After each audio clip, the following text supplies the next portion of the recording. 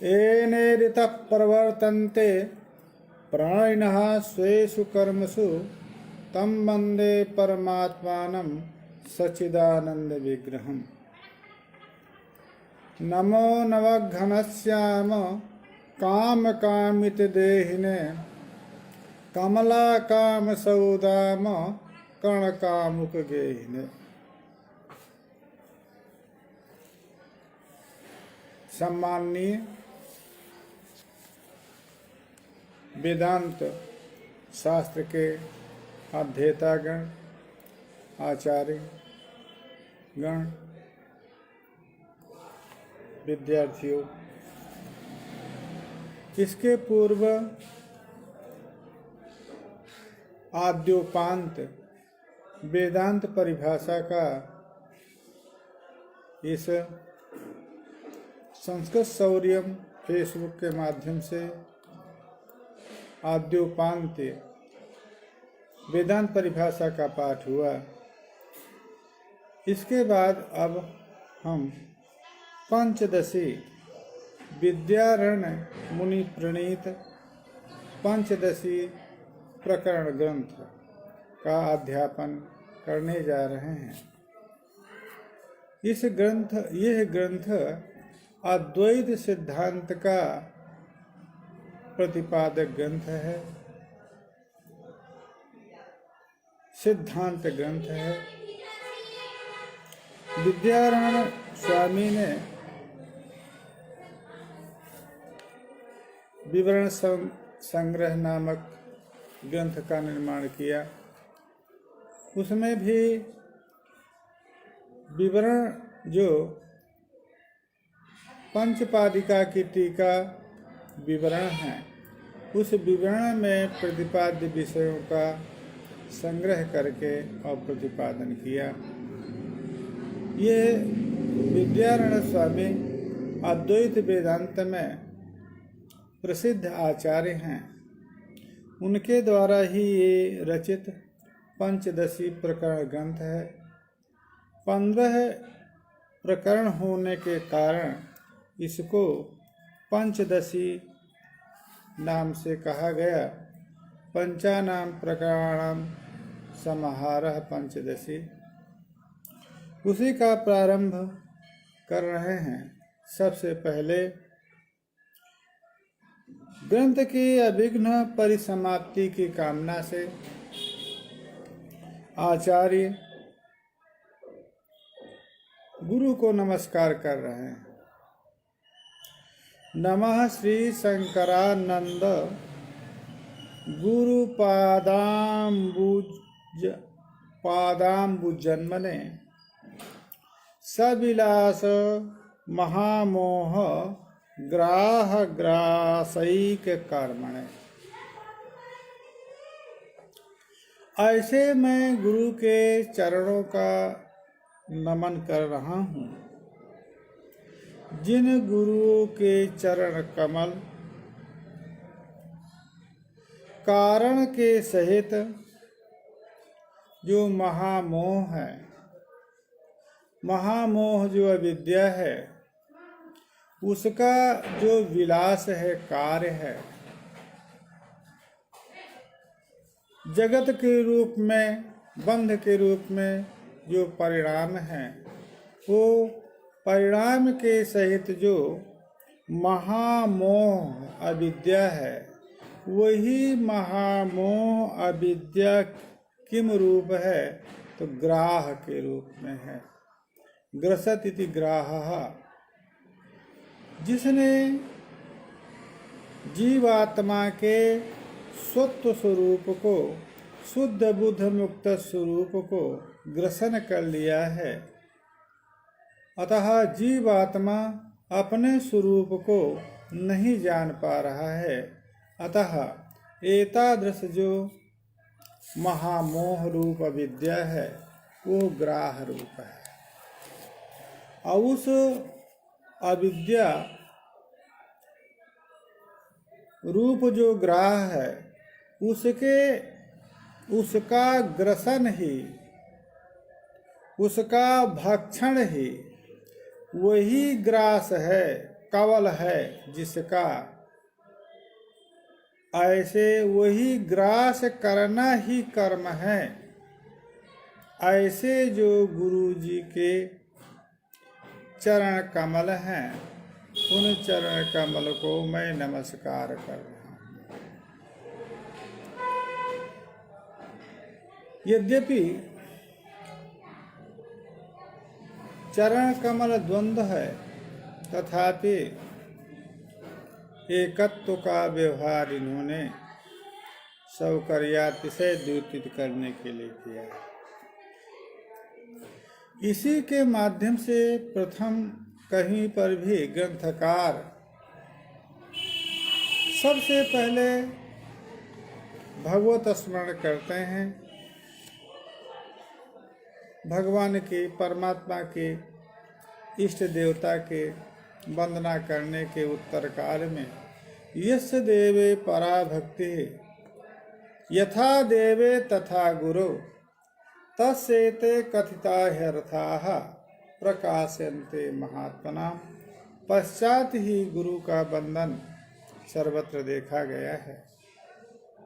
यहाँ पर किसी इष्ट देवता का, परमात्मा का आदि का नमन न करके सीधे गुरु को ही नमन करते हैं। इसमें क्या हेतु है? कहा आचार्य का जो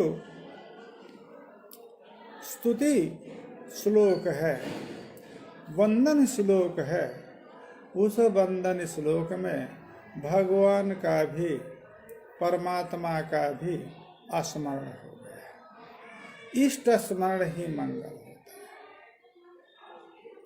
शंकरानंद संकरोति कल्याणं करोति यह सा शंकरः स एव आनंदः इति शंकरानंदः। कल्याण कारक आनंद स्वरूप परमात्मा का स्वरूप है। आनंद परमात्मा का स्वरूप है। कल्याण करने वाले परमात्मा हैं। अतः शंकर आनंद पद के द्वारा परमात्मा का भी स्मरण हो गया। शंकरोति शंकरः अथ च सकल जगदानंदकरः। शंकरः और शंकरः, संग माने कल्याण, आनंद, तदकरः स्वयं च आनंद रूपः,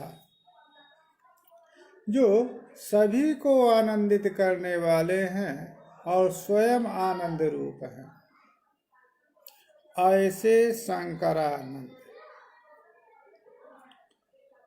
ऐसे बात इत्यादि। आनंदो, आनंद क्या है? निरतिशय प्रेमास्पदत्वेन परमानंद रूपम प्रत्यगात्मा। आनंद पद निरतिशय प्रेम रूप होने के कारण प्रत्यगात्मा ही आनंद है और वो कल्याण कारक भी है परमात्मा। अतः शंकरश्चासु आनंदः शंकरानंद। वो शंकरानंद परमात्मा हुए। गुरु कैसे शंकरानंद हो गए? कहा उस गुरु को जो शंकरानंद गुरु हैं। शंकरानंद परमात्मा है, परंतु वो जो परमात्म तत्व है, उस परमात्म तत्व का अद्वय ज्ञान हो जाने के कारण वो जो शंकरानंद स्वरूप ब्रह्म है, उस ब्रह्म से अविद्या निवृत्ति हो जाने पर, आत्म साक्षात्कार हो जाने पर ब्रह्मवेद ब्रह्मयु भवति, उस ब्रह्म स्वरूप शंकरानंद जो ब्रह्म है, तद स्वरूपता को प्राप्त हो गए हैं। इसीलिए उनका शंकरानंद नाम है। शंकरानंद की सार्थकता भी द्योतित हो गई। शंकरानंद नाम है गुरु जी का, और वो शंकरानंद नाम की सार्थकता कैसे है? इसलिए कि जो शंकरानंद स्वरूप परमात्मा है, उस परमात्मा का साक्षात्कार कर लेने के कारण परमात्म रूपता, शंकरानंद रूपता प्राप्ति हो गई है, जिसको ऐसे गुरु जो शंकरानंद गुरु, उनका जो चरण कमल है, वो चरण कमल कैसा है? आम्बुजन मने वो चरण कम जो है, अम्बु माने जल, जन्म है, जलज है, अम्बुरु है, कमल है। अतः कमल रूप जो चरण कमल है, उस चरण कमल को नमस्कार करें। उस नमस्कार का हेतु, इस नमस्कार का प्रयोजन क्या है? तो नमस्कार के प्रयोजन में आचार्य कह रहे हैं कि सविलास महामोह ग्राह ग्रासैक कर्म है। इसलिए मैं उन चरण कमलों का नमन कर रहा हूँ कि उन चरण कमलों में एक सामर्थ्य है, उनका वही कर्म है। कौन सा कर्म है? बताया कि जो विलासेन सहिता सविलासः, विलासः कार्यात्मना परिणाम, कार्यात्मना जो परिणाम है वो विलास है। उस विलास के सहित महान शासो मोहा महामोहा अविद्या, मूला विद्या, मोह का हेतु अविद्या है। अतः अविद्या सकल मोह का हेतु होने के कारण, सकल लिप्साव का हेतु होने के कारण महामोह रूप है। उसका ही परिणाम जगत है। जो जगत महामोह रूप अविद्या का परिणाम जगत भी मोहित करने वाला है। ये भी मोहित कर लिया। इसने अपने स्वरूप में जीवात्मा को परिणित कर लिया। जीवात्मा में अपने धर्मों का आरोप हो गया, अविद्या बसार। अतः जीवात्मा स्वस्वरूप विस्मृत हो गया, जो उसके लिए बंध का हेतु। स्वस्वरूप विस्मृति बंध का हेतु है। स्वस्वरूप ज्ञान, स्वरूपावाप्ति ही मोक्ष है। वस्तुतः जीवात्मा शुद्ध बुद्ध चिद रूपत्वेन ब्रह्म रूप होने के कारण वो स्वयं मुक्त स्वभाव है। उसमें देहादि के धर्म का आरोप हो जाने के कारण वो बद्ध अपने को प्रतीत करता है, अहम बद्धः अहम न मुक्तः। इस प्रकार से जब तक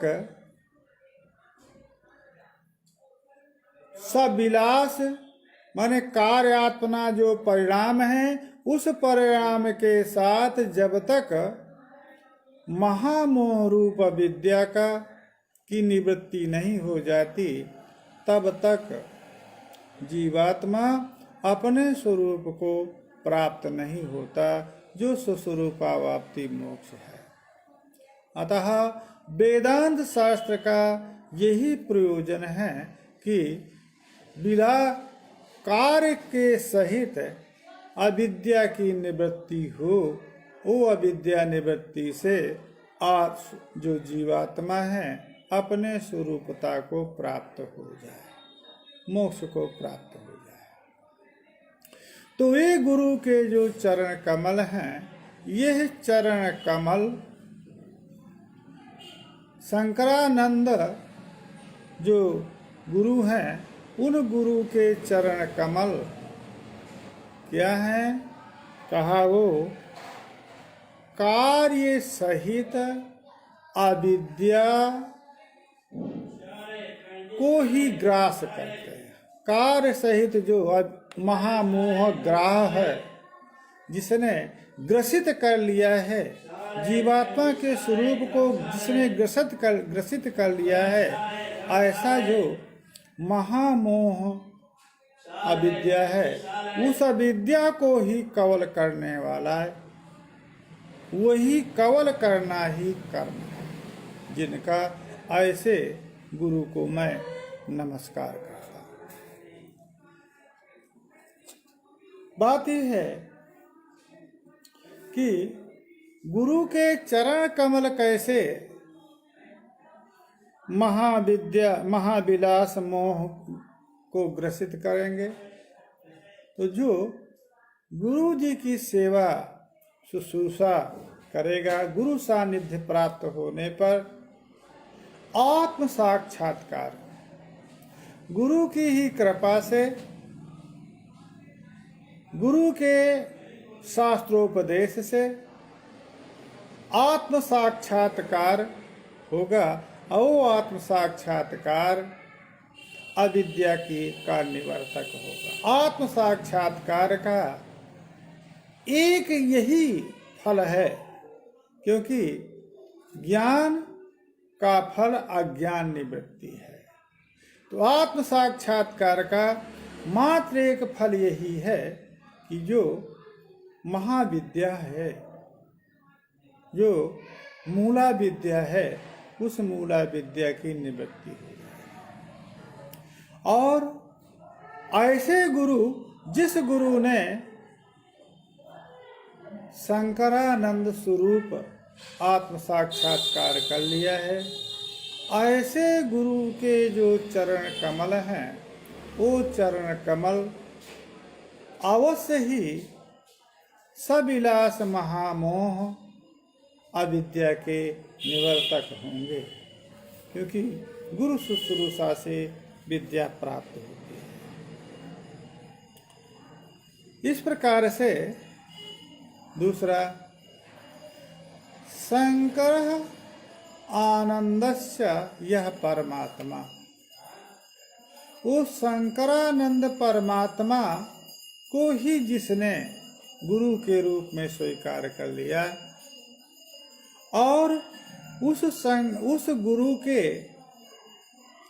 का आराधन, जो परमात्मा स्वरूप गुरु है, उसका आराधन जब करेगा, उसका साक्षात्कार करेगा, परमात्मा का साक्षात करेगा, वो साक्षात्कार विलास के सहित अविद्या का निवर्तक हो। आचार्यगण जो प्रथम मंगल श्लोक होता है, उसमें अनुबंध चतुष्टय का निरूपण करता है। अनुबंध चतुष्टय क्या है? तो अनुबंध चतुष्टय पदार्थ वो है ग्रंथ प्रवृत्ति प्रयोजक ज्ञान। ग्रंथ में प्रवृत्ति का प्रयोजक जो ज्ञान, उस ज्ञान के विषय को अनुबंध कहते हैं। ग्रंथ अध्ययन में प्रवृत्ति में हेतु कौन कौन है? अधिकारी। मैं इस ग्रंथ को पढ़ सकता हूँ कि नहीं पढ़ सकता हूँ, मुझको इस ग्रंथ के पढ़ने का अधिकार है कि नहीं है, अधिकारिता ज्ञान होनी चाहिए। अधिकार, प्रयोजन, इस ग्रंथ को पढ़ने का फल क्या होगा, फल ज्ञान अपेक्षित होता है ग्रंथाध्ययन प्रवृत्ति में। दूसरा, विषय, वो जो ग्रंथ का विषय है, वो विषय को जान करके ही कोई अध्ययन में प्रवृत्त होता है। किसी की मोक्ष की इच्छा है तो वो उसी ग्रंथ में प्रवृत्त होगा जिस ग्रंथ के माध्यम से मोक्ष विषय को प्रतिपादित किया जा रहा हो। और वो प्रतिपाद्य प्रतिपादक भाव संबंध होता है। यहाँ पर भी सविलास, तो जो इन्होंने, यहाँ पर विषय क्या हुआ, सविलास विद्या निवृत्ति, यह प्रयोजन हुआ। और वो प्रयोजन हुआ, विषय क्या हुआ, विषय हुआ आनंद, शंकर आनंद स्वरूप जो आत्म तत्व है, वो आत्म तत्व के प्रति आत्म तत्व ही विषय है। क्योंकि वो आत्म तत्व शंकरानंद पद द्वय समानाधिकरण, जहाँ पर शंकर और आनंद दो पदों का यहाँ पर प्रयोजन दिया, इसलिए अद्वय आत्म तत्व, अद्वय आत्म तत्व विषय है, और वो अद्वय आत्म तत्व विषय हो गया, और फल क्या हो गया, अविद्या निवृत्ति। सकल बंध का कारण, सकल प्रपंच का मूल आधार जो अविद्या है, वो अविद्या की निवृत्ति प्रयोजन हो गया। और जो मुमुक्षु है, जो बंध निवृत्ति की इच्छा रखने वाला है, आत्म साक्षात्कार करने वाला है, वो अधिकारी हो गया, और प्रतिपाद्य प्रतिपादक भाव संबंध हो गया। इस प्रकार से नमः श्री शंकरानंद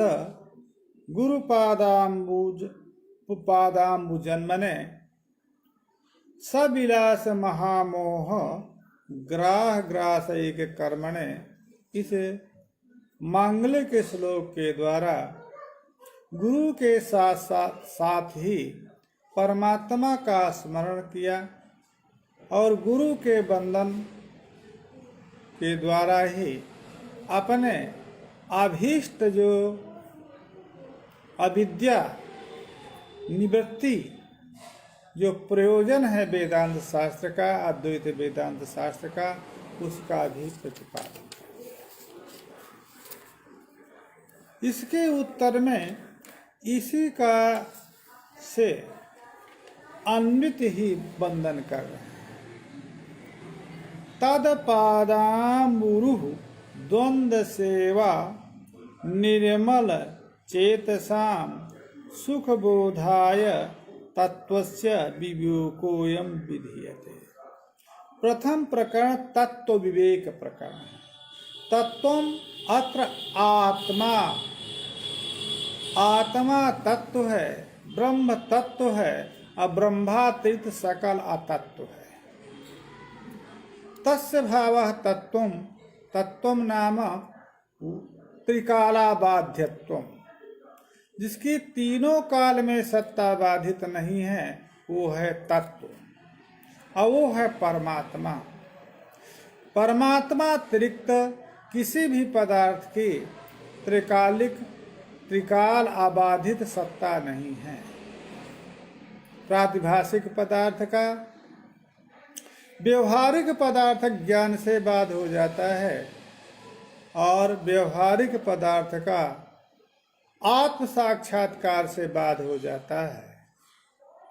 अतः व्यवहारिक या प्रातिभाषिक कोई भी पदार्थ तात्विक नहीं है, त्रिकालाबाध्य नहीं है। परमात्म तत्व ही तात्विक है। उसका विवेक पूर्व में करना है कि कैसे उस तत्व को, आत्म तत्व को, अतत्वभूत जो प्रपंच है, उस अतत्वभूत प्रपंच से विवेक माने पार्थक्य जिस प्रकरण में किया गया है, उस प्रकरण का नाम ही तत्व विवेक प्रकरण है। तो वो उस तत्व विवेक प्रकरण का तो प्रयोजन बताते हुए कहा, तद पादाम्बुरुः यहाँ पर अम्बुरुह शब्द कहा है। अम्बो, अम्बुनी, रुह्यते इति अम्बुरुह कमलम। तयोः द्वन्द्वं तत् तत् गुरुः तत्पदेन तस्य गुरोः पादाम्बुरुः चरणकमल यो द्वन्द्वं द्वैतम् तस्य द्वन्द्वस्य या सेवा परिचर्या तया परिचर्या निर्मलं चेतः येषां तेषां तत्पादाम्बुरुः द्वन्द्व सेवा निर्मल चेतसां। जिस गुरु का पूर्व में उपाख्यान किया गया, जो शंकरानंद स्वरूप गुरु हैं, जिसने आत्म साक्षात्कार किया है, ऐसे परम पवित्र जो गुरु हैं, उन गुरु के चरण कमल की, क्योंकि पूर्व में कहा था कि वो चरण कमलों का केवल यही कर्म है कि महामोह ग्रास ग्रास ग्राह ग्राह ग्रास महामोह रूप जो ग्राह है, मगरमच्छ है, उसको कवल करना ही एक कर्म है गुरु के चरण कमलों का।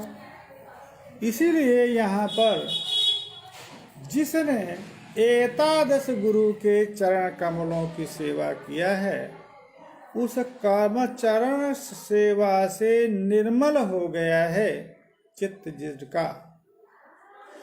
मन चित्त का कालुष्य क्या है?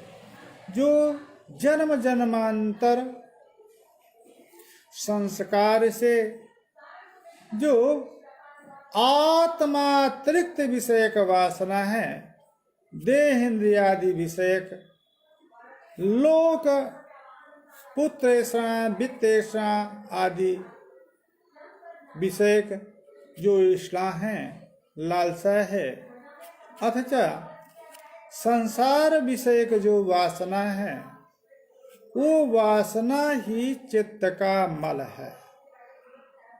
उस मल की निवृत्ति गुरु आराधना से होती है। तो ऐसे गुरु जो साधन संपन्न है, जिन्होंने अपने अभ्यास के द्वारा, शास्त्राभ्यास के द्वारा आत्मा का साक्षात्कार कर लिया है, इस प्रकार के गुरु जी के चरण कमलों की जो सेवा करेगा, उस सेवा से ही उनके चित्त निर्मल हो जाएंगे। गुरु के सानिध्य में रहने से गुरु कभी भी अधिकारी शिष्य को प्राप्त करके सांसारिक वार्ता नहीं करता है, अपितु अध्यात्म का ही अध्यात्म विषय की ही वार्ता करता है। क्योंकि जो जिसमें रहता है वो उसी का ही चर्चा करता है, और उसकी संगति में जो रहेगा वो उसी विषय, वो उसी विषय की वासना हो जाती है। यदि कोई दस्युओं के साथ रहेगा तो उन्हीं के भाव में प्रवृत्त हो जाएगा, सज्जन के साथ रहेगा तो उसके भाव में प्रवृत्त हो जाएगा, ज्ञानी के साथ रहेगा तो स्वयं ज्ञानी के भाव में प्रवृत्त हो जाएगा। तो एतादृश गुरु जिसने आत्म साक्षात्कार कर लिया है, ऐसे गुरु के चरण कमलों की जब सेवा में रहेगा तो उसका जो चित्त का कालुष्य है, अंतःकरण का जो कालुष्य है, वो सांसारिक जो वासनाएं हैं उस वासनाओं की गुरु के उपदेश से निवृत्ति हो जाएगी। अब जब, क्योंकि तत्व ज्ञान में, अपने स्वरूप ज्ञान में मल ही प्रतिबंधक है, प्रत्यवाय है। सांसारिक जो वासनाएं हैं, सांसारिक जो वृत्तियां हैं, वो आत्म विषयक वृत्ति की प्रतिबंधक है। और जब वो सांसारिक वृत्तियां अंतःकरण चित्त के मल रूप हैं, उनकी यदि निवृत्ति गुरु के चरण सेवा से यदि उनकी निवृत्ति हो गई, तब तत्व विवेक सुखपूर्वक हो जाएगा। तो सुखपूर्वक तत्व विवेक उन्हीं के लिए होगा जिसका मैं विधान कर रहा हूँ, जो एतादृश आचार्य संपन्न, क्योंकि गुरु के लिए बताया श्रोत्यम ब्रह्मनिष्ठम गुरुमुपसरेत, सभी गुरु से विद्या प्राप्त नहीं करना चाहिए। गुरु को श्रोत्री होना चाहिए, श्रोत्रियो वेदम अधीते, आचार्य संपन्न होना चाहिए, तथा ब्रह्मविद होना चाहिए, ब्रह्मनिष्ठ होना चाहिए। जो स्वयं ही ब्रह्म का साक्षात्कार नहीं किया, वो शिष्य को कैसे साक्षात्कार करा सकता है। अतः शास्त्राभ्यास आदि के द्वारा जिसने आत्म साक्षात किया है, ऐसे आत्म साक्षात्कार संपन्न गुरु को ही अनुसरण करना चाहिए। वही गुरु आपके अज्ञान की निवृत्ति करवा सकता है। अतः जब गुरु के सेवा पादाम्बुर द्वंद चरण कमल की सेवा किया, तो उस सेवा से ही निर्मल चित्त हो गया, क्योंकि गुरु के सानिध्य में रहने के कारण सांसारिक वासनाओं की निवृत्ति हो गई। यद्वा गुरु सेवा जन्य जो पूर्ण है, सुकृत है, उस सुकृत से जो मल है, चित्त का मल है, वो निवृत्त हो गया। निवृत्त मल जिसका चित्त शुद्ध है, शुद्ध अंतःकरण के लिए तत्व विवेक सुखपूर्वक हो जाएगा। इसीलिए तम एतम ब्राह्मणाः विविदिशन्ति यज्ञेन दानेन तपसा नासिकेन। इस श्रुति में भी यही प्रतिपादित किया गया कि यज्ञ दानादि कर्मानुष्ठान अंतःकरण के शुद्धि के हेतु हैं। जब अंतःकरण शुद्ध हो जाएगा, चित्त निर्मल हो जाएगा, तब ब्रह्म विषयक जिज्ञासा हो सकेगी। अतः यहाँ पर यदि सभी कर्मों को, यज्ञ दान आदि सभी अनुष्ठान नहीं किया, सदगुरु के चरण कमल की सेवा किया, उतने से भी चित्त की निर्मलता हो जाने पर ब्रह्म विषयक जिज्ञासा हो जाएगी, और उसको यदि ब्रह्म तत्व का विवेक, अन्य पदार्थों से भेद बोध कराया जाए, तो सुखपूर्वक ऐसा अधिकारी जिसका निर्मल चित्त है वो बोध कर सकता है। प्रथम में इन्होंने मंगलाचरण किया, द्वितीय श्लोक में इन्होंने ग्रंथ का प्रयोजन बता दिया कि यह तत्व विवेक प्रकरण उनके लिए है जिन्होंने गुरु चरण सेवा के द्वारा अपने अंतःकरण चित्त को शुद्ध कर लिया है। इसके बाद तत्व विवेक प्रकरण यहाँ से प्रारंभ होता है। तत्व आत्म तत्व का देह इंद्रियादि जो अतत्व हैं उनसे पृथक करना, यही तत्व विवेक है। उसको लिख रहे हैं, शब्द स्पर्शादयो वेद्याः वैचित्र्यात् जागरे पृथक् ततो विभक्ता संवित एक रूपत्वात् न भिद्यते। शब्द स्पर्श रूप रस गंधादयाः वेद्याः ज्ञान विषयाः विषयाः वेद्याः विषयाः। शब्द श्रोत्र का विषय है, स्पर्श त्वगिंद्री का विषय है, रूप चक्षुरेंद्री का विषय है, रस रसनेन्द्रिय का विषय है, रूप रस गंध स्पर्श,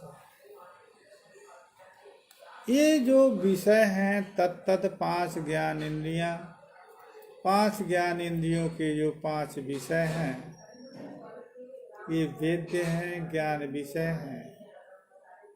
ये जागरणे वैचित्र्यात् पृथक्, स्वयं में विचित्रता है, भिन्नता है।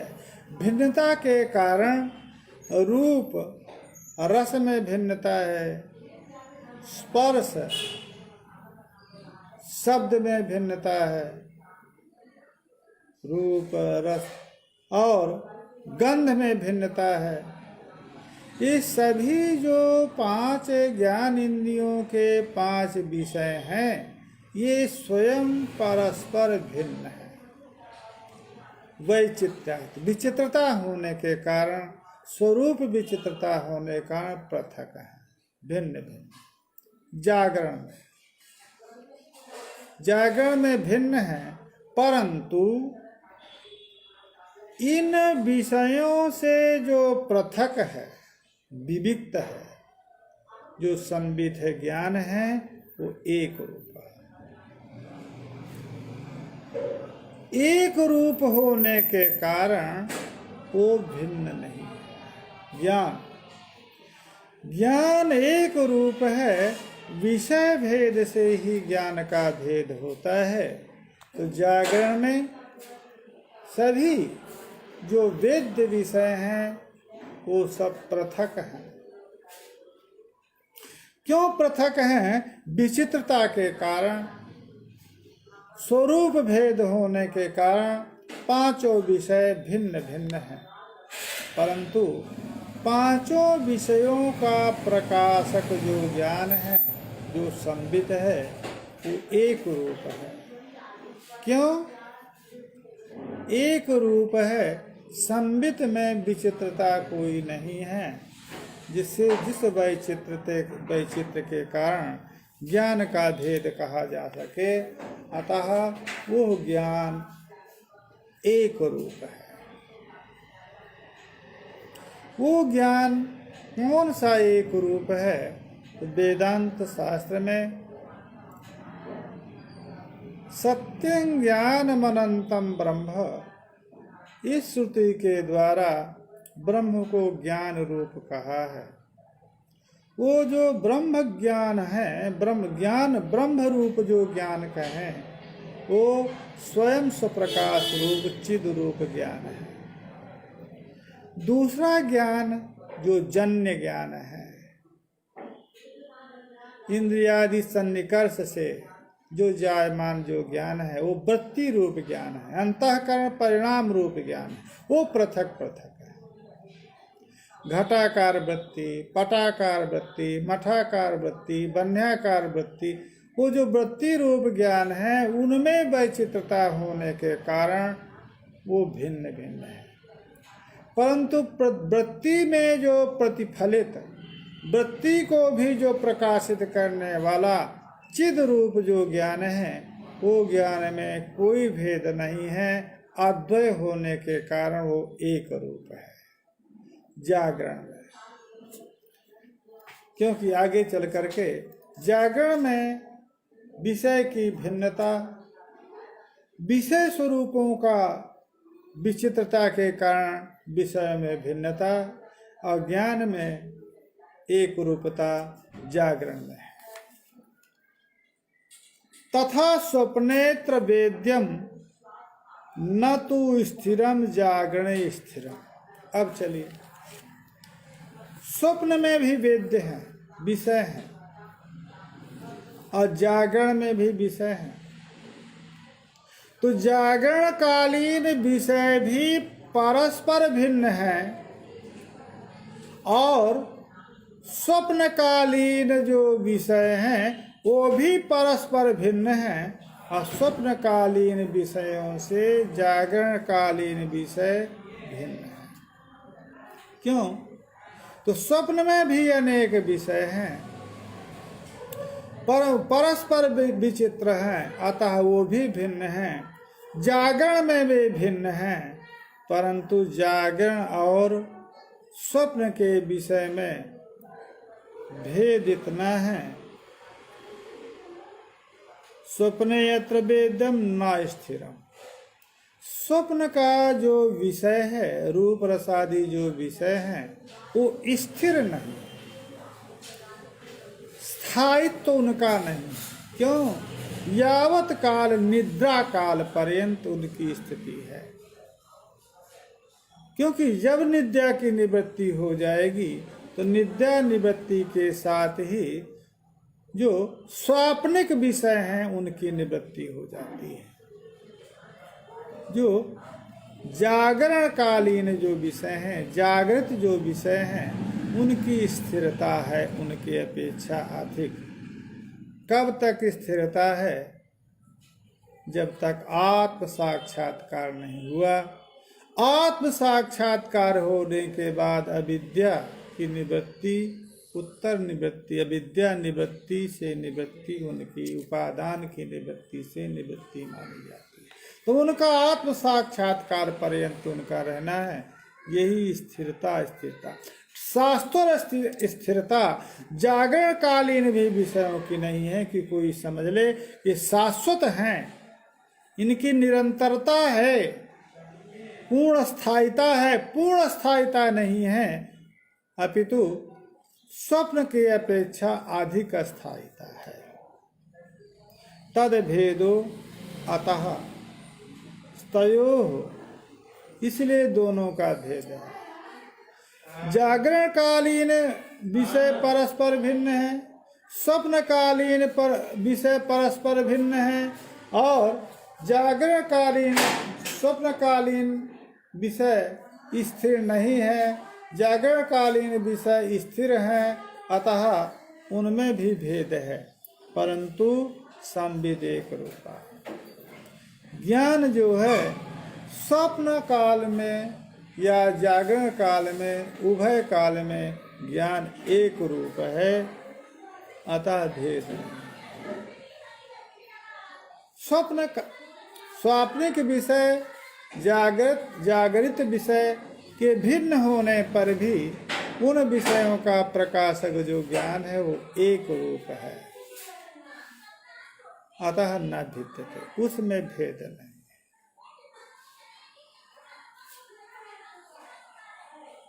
इससे ये सिद्ध हुआ कि जो ज्ञान है, चिद रूप जो ज्ञान है वो एक रूप है और विषय जो है अनेक रूप है।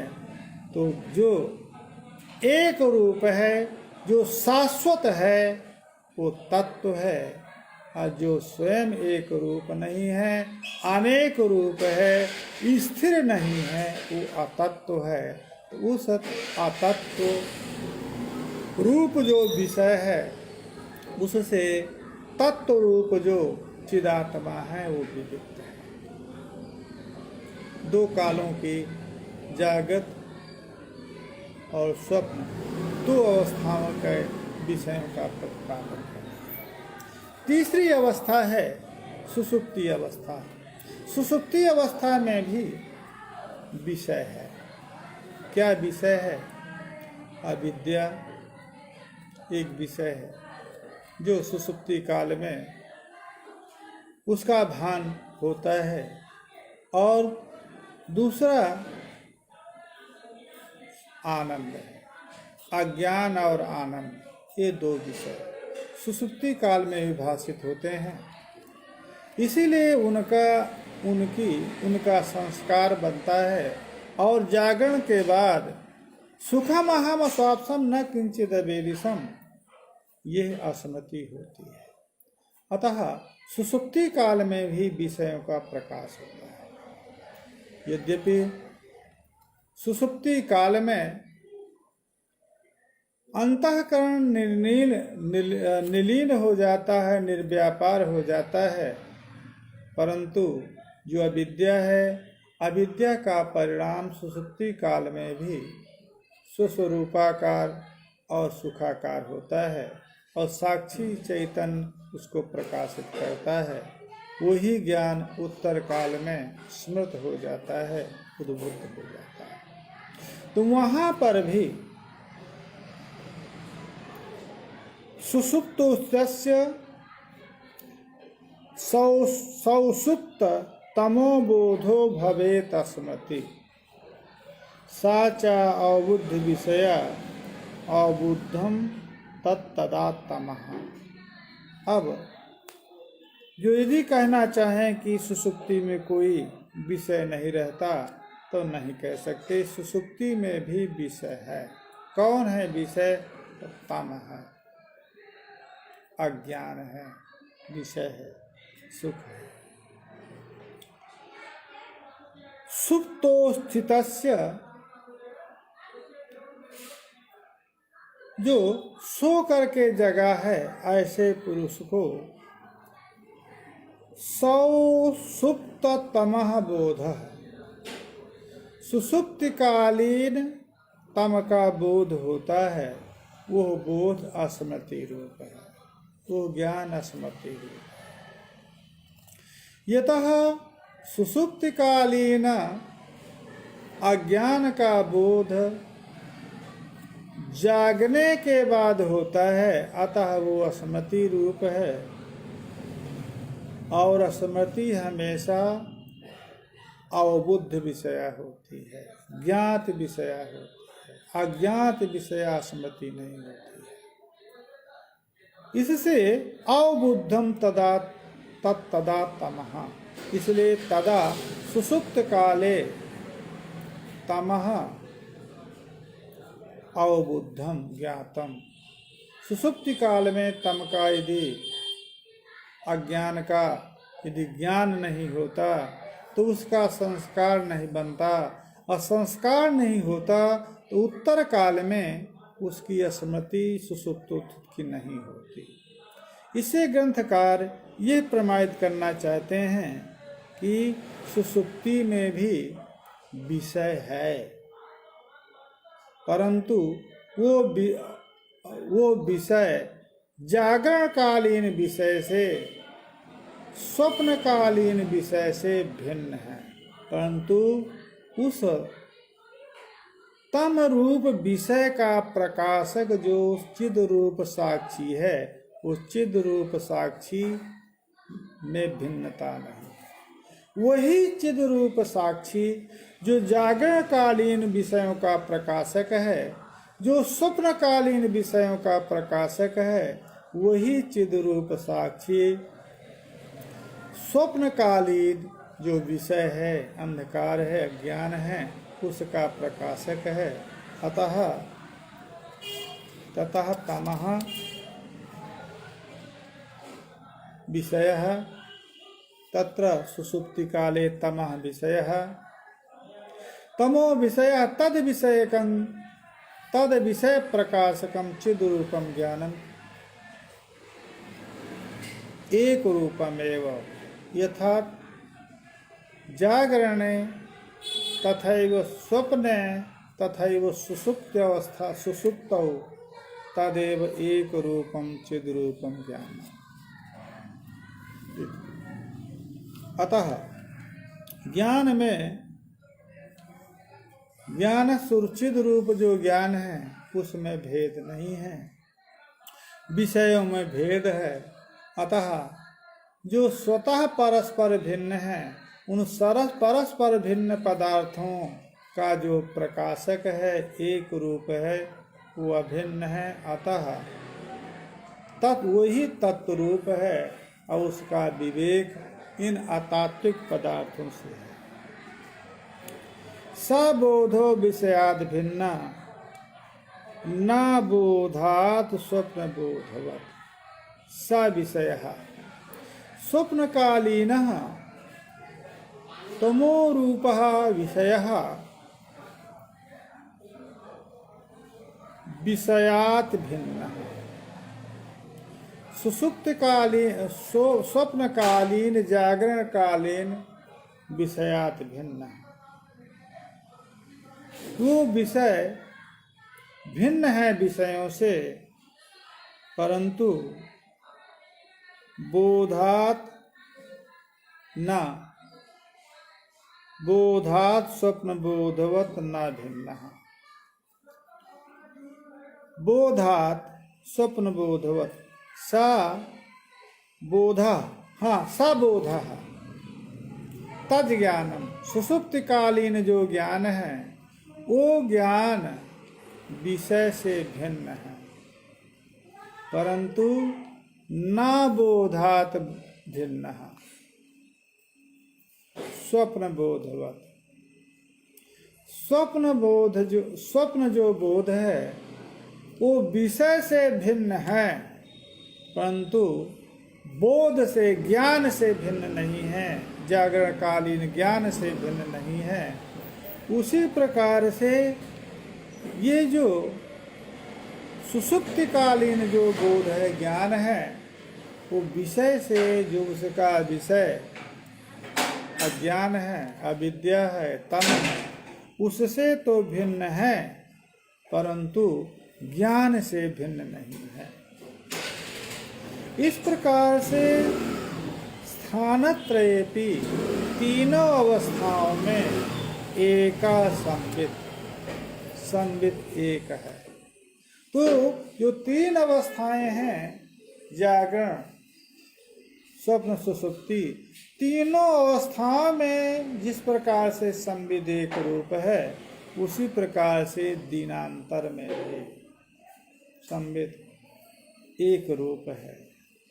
मास में, अब्द में, युग में, कल्प में गतागतेषु अनेकधा नोदेति नास्तमेति एका संबित ऐसा स्वयं प्रभा।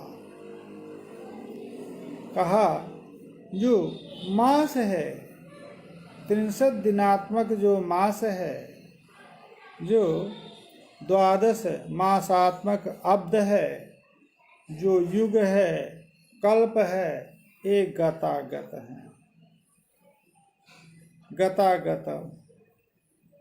गतागतेषु इत्यर्थः गम्यागम्येषु आएंगे जाएंगे।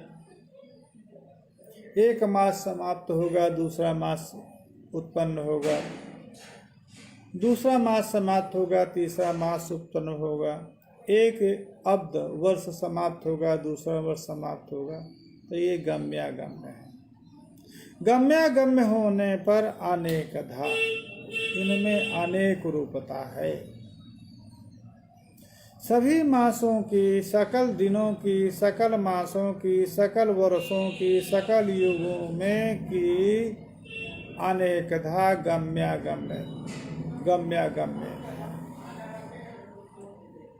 परंतु अनेकधा और एका संबित, उन सभी में दिन, मास, वर्ष, युग, कल्प में रहने वाला जो संबित है, ज्ञान है, वो एक रूप है। क्यों एक रूप है? क्योंकि उसका उदय नहीं होता, उसकी उत्पत्ति नहीं होती, उसका नाश नहीं होता। तो उत्पत्ति नाश रहित है, अतः एक रूप है। यदि अभिव्यक्ति भी कहा जाए कि अभिव्यक्ति उसकी एक दिन के बाद दूसरी ना, वो एक रूप है, स्वयं प्रभा, और वो स्वयं स्वप्रकाशभूत है। तमेव भान्तम अनुभाति सर्वम तस्य भाषा सर्वमिदं विभाति। श्रुति उस संविद के प्रकाश से सकल विषयों की प्रकाशकता श्रुति कहती है। संविद स्वयं स्वप्रकाश है, एक रूप है।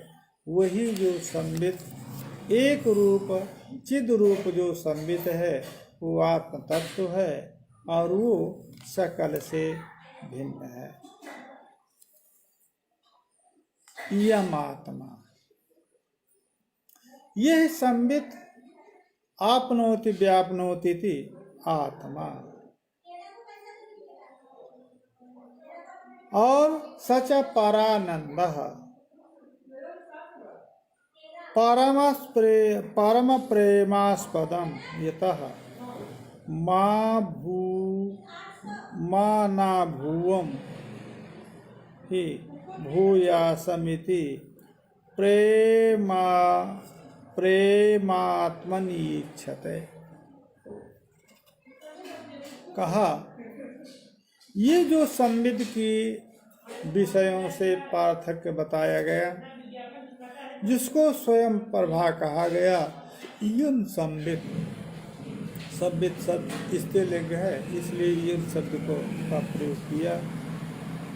आत्मा यम संविद आत्मा, अनुमान का भी यदि ऊहन करें तो हो सकता है। यम संविद आत्मा भवितुम अर्हति नित्यत्वे सति स्वप्रकाशत्वात्। दृष्टांत नहीं मिलेगा क्योंकि स्वप्रकाश आत्मा ही। यन नय्यम तन नय्यम यथा घटा। तो देखिए दोनों हेतुओं को इसमें सिद्ध कर दिया। स्वप्रकाशत्व भी बता दिया और इसकी नित्यता भी बता दिया पूर्व श्लोकों में। अतः नित्यत्व स्वप्रकाशत्व होने के कारण ये संविद आत्मा ही है, आत्मा से भिन्न नहीं है। अब यह आत्मा परमानंद क्यों है? कहा परमानंद इसलिए है कि परम यतः परम प्रेमास्पदम, परम आस्पद आश्रय, परम प्रेम का आश्रय है, अतः ये परमानंद है।